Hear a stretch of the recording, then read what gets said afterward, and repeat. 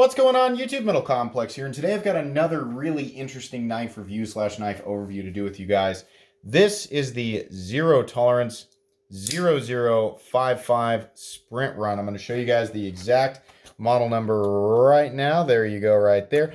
This knife is still available, but it is likely something that will be discontinued very soon. So I will try to provide a link down in the description for those of you who want to pick this up before it's gone. This knife was sent to me by my good buddy, Juan.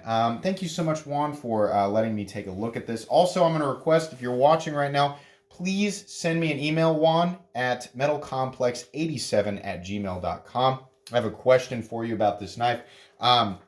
Anyways, those of you who've been around for a while or you're, brand new, either way, if you'd like to check out my Patreon, I do, of course, have some awesome stickers, once a week Patreon exclusive content, so you can get access to stuff like that and at the same time directly support this channel. It would absolutely mean the world to me. Please check out my sister channel, Silent Complex. There'll be a link down there in the description as well. So a whole bunch of stuff down there for you guys. Anyways, let's go ahead and get a measurement on this guy. This is not a small knife. From tip to scale, you're looking at 8.75, just about 9 inches. Blade length, you're looking at 3.75 inches. And cutting edge, you're also looking at 3.75 inches because of how the scales and blade are shaped. Let's do some size comparisons up against the Ontario Rat Model 1. Rat 1's coming in at 8.6 inches overall, so it's definitely bigger than that knife. How about up against the Spyderco PM2? Spyderco PM2 is coming in at 8.3 inches overall. Definitely bigger than the PM3. PM2. God. How about up against the Benchmade Griptilian, or in this case, the Ritter Hogue? Say it with me, everybody. Definitely bigger than the Ritter Hogue, coming in at 8 inches. Last but not least, the Spyderco Para 3. Para 3 coming in at 7.25 inches overall. How's the action on this guy? Well, like many ZTs, it is running on bearings, and it is quite smooth. Not quite fall shut, but this is clearly a brand new knife, and it'll likely break in. It feels very ZT-esque. The most interesting thing about this knife is the flipper mechanism. Much like the actual knife that this is based on, this is based on a GTC Airborne Custom. Right, which is why it shows that right there. That is something that was created by GTC, to my knowledge. It's actually sort of spring-loaded, so you pull back on it, and this is the part where you start building up kinetic energy, right? But it's spring-loaded, so it keeps it out of the way, which is kind of cool. And I have to say, the action is insane. Like, that feels really good, and it makes this cool, like, double click, because you're hearing the break of the detent, the deployment of the blade, the snap of the blade locking into place, and then the snap of this going back into its original position. So listen with me here real quick. Oh, that's nice. That's my favorite thing about this knife, is how it deploys and how it sounds when it's deploying. It's very easy to do. It's very organic, but at the same time, it's neat, it's intuitive, and it sounds good. I really, really like that. So what are we looking at for materials here? We're looking at solid 6L4V titanium scales, at least to my knowledge. Is there some milling in it? Hang on. Maybe I'm wrong. Yeah, they did mill those out a little bit. It just feels very, very large and solid. Let's go ahead and take a look at the profile here. Up against the Spyderco Para 3, you can see their titanium is a little bit thicker in areas than the Spyderco Para 3. But in terms of carry profile, it's really not anything different than what you might expect for a knife of this size, meaning there's nothing hanging off of it that makes it awkward. Up against the Para 3 and the PM2, two knives that have very awkward carry profiles, but people generally don't have a problem carrying. You can see there it's not... it's definitely not taller. These two knives are definitely taller. If anything, it's a little bit thicker. It's definitely going to be heavier, though, considering those materials. Let's go ahead and weigh it here. Actually, before we weigh it, let me give you a measurement of the blade stock thickness, which I believe is going to come in at ZT's standard of 155 thousandths. Yeah, 155 thousandths, something like that. So this is a big knife, a fairly thick knife, and it's using some materials that are going to be pretty heavy. I'm going to guess 5.5. Nope, 5 ounces. Okay, not as bad as I thought. It feels very solid. Sometimes the solidity of something can throw it off a little bit. I prefer a feeling of solidity, so I don't have too much of an issue with that. That's going to be too heavy for some people and too thick for some people. It's also not going to be a blade length that's legal in a lot of areas. So if it's not legal for you, you're out of luck right there, just based on that. If you're somebody who wears athletic shorts every day or thin pant material, it's not going to be for you. Jeans, regular khakis, cargo shorts, whatever, that's going to be just fine. You're not going to have an issue with it. It's not awkward in any way, shape, or form. So like I said, we're looking at 6L4V titanium that's got some very beautiful laser work and 3D machining on there. It's also been blackened. I don't know if that's a DLC coating or if it's some type of coating or not. I'm going to guess that it is. It's very beautiful, and I'm going to imagine if it's the same thing as the blade. ZT's coatings tend to be pretty darn durable, so I don't have a problem with that. We are looking at CPM 20 CV on this blade. You can see there, low serial number. I didn't notice that one. Like I said, I'm going to mention this again. Juan, if you're watching, please send me an email at metalcomplex87@gmail.com as soon as you see this video. Anyways, very, very cool looking blade. The coating is very even across the board. ZT, of course, being, in my opinion, one of the best, in terms of the overall fit and finish to the end result, they're one of the best manufacturers out there. So it really is, the blade is indicative of that, absolutely.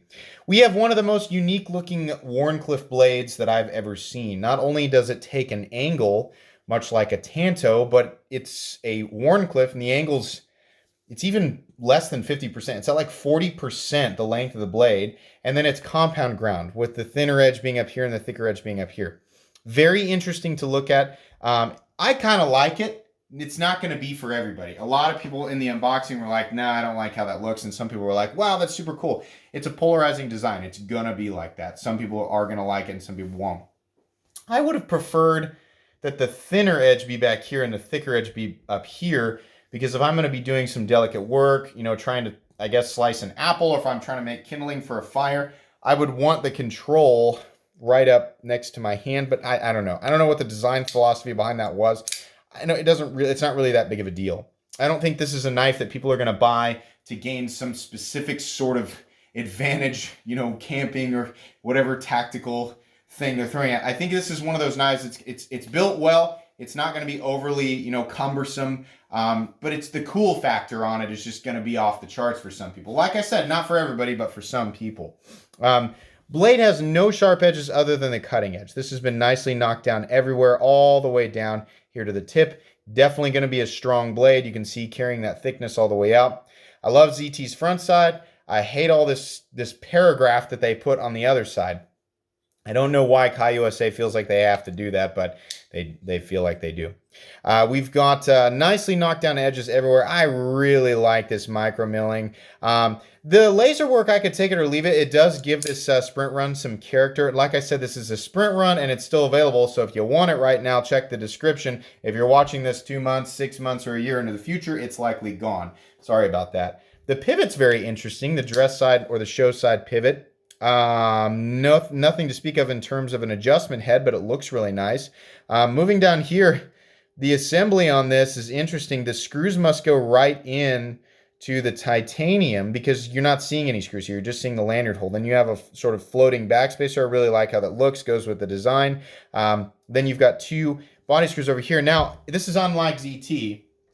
Let me go ahead and get out my handy dandy WIA bit selector and WIA driver, 2 very inexpensive items that I can recommend to everybody. And yes, I do have links down in the description, as well as links for some of the really cool US high-end production knives that you see on this channel every day, and some of the really cool budget knives that you see on this channel every day, and a whole bunch of other stuff. If you've never taken a look at my description, I've got lots of stuff down there, stuff for everybody. So please feel free to take a look if you've got an itch that needs scratched. But I'm gonna guess that these body screws are T6. That's a T7. Let's get a T6. There we go, right there.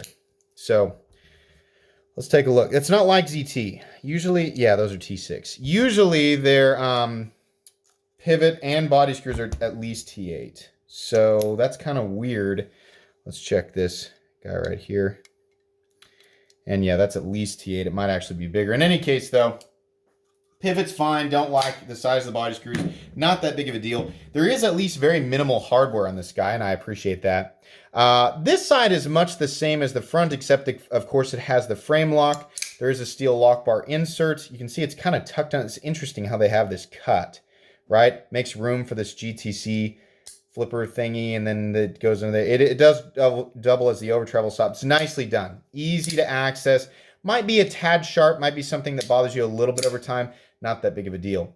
There's two things about this knife that bother me in use. Ergonomically, yeah, it looks kind of awkward and the lines are all crazy, but yeah, I can hang on to this knife. You have to be cognizant of where your hand is here because it's going to be easy to accidentally run your finger up on the blade. This area right here gets a little bit sharp over time. Not something that's... Did I just say that? This area right here is going to be a little bit sharp after a while. Not that big of a deal. You really have... No matter how you disengage this, you have to know where your thumb is right here and get it out of the way. Because that blade's either coming down on your fingernail and really it's still trying to contact the meat of my... It's because that blade is so far back where that sharpening choil is, which I don't know if that's going to be super functional. You have to get your finger out of the way.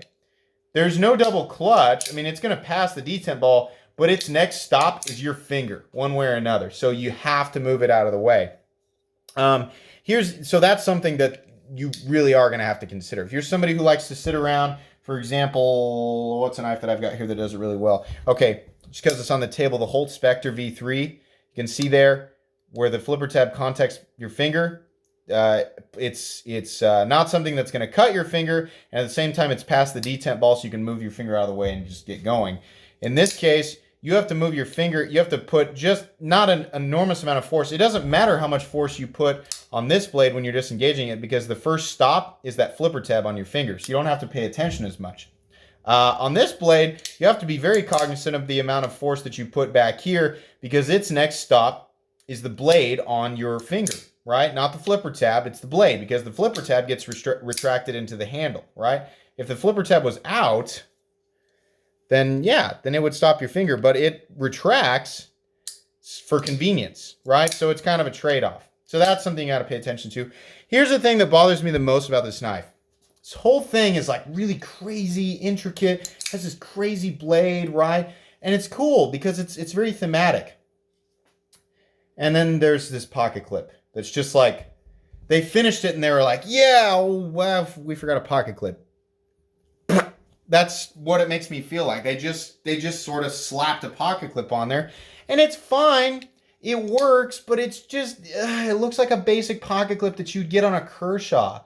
I really don't like that pocket clip. It's not a deal breaker, but it's like, it makes me want to take I mean, obviously I'm not going to, this isn't my knife, but if it were, it makes me want to take it off and just deal with the knife not having a pocket clip because it's an eyesore. You're not at a functional disadvantage with the pocket clip. It works just fine. It carries about right here.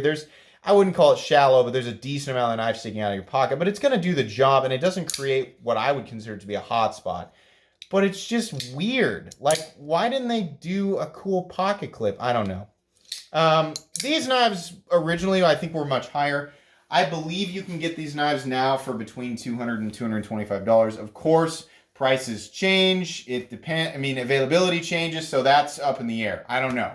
But between those two ranges for a US-made blade, titanium, 3D milled, and 20 CV, despite there being an issue with the blade and the pocket clip, you know, I think that's fine. With this being a soon-to-be discontinued model and a sprint run, it's not something that I can actively recommend to everybody. And on top of that, it has a very polarizing design. So this isn't a knife that I'm going to put on my most recommended playlist, but I do want to emphasize, for those of you looking for something weird and different, and at the same time you want to get quality, right? You want to make sure that it's made well. Yeah, this is definitely made well. It's going to make you happy. If you like the aesthetic of this, you're going to be happy with what you get for the money. It definitely does have some quirks, though. You have to be cognizant, especially with that issue with the blade coming down on your fingernail. This was a short review. It was a fun one. Very appreciative. Thank you for letting me take a look. Don't forget to email me. That's going to be about it today, guys. So if you enjoyed this video, please leave a like. If you'd like to take a look at my other content, I do, of course, have lots of videos of knives that are either expensive or inexpensive that I do or don't like, so check those out. And if you enjoy all my content, go ahead and click on this Metal Complex logo right here and subscribe, because there's definitely more coming. Thanks again for watching, everybody, and have a great day.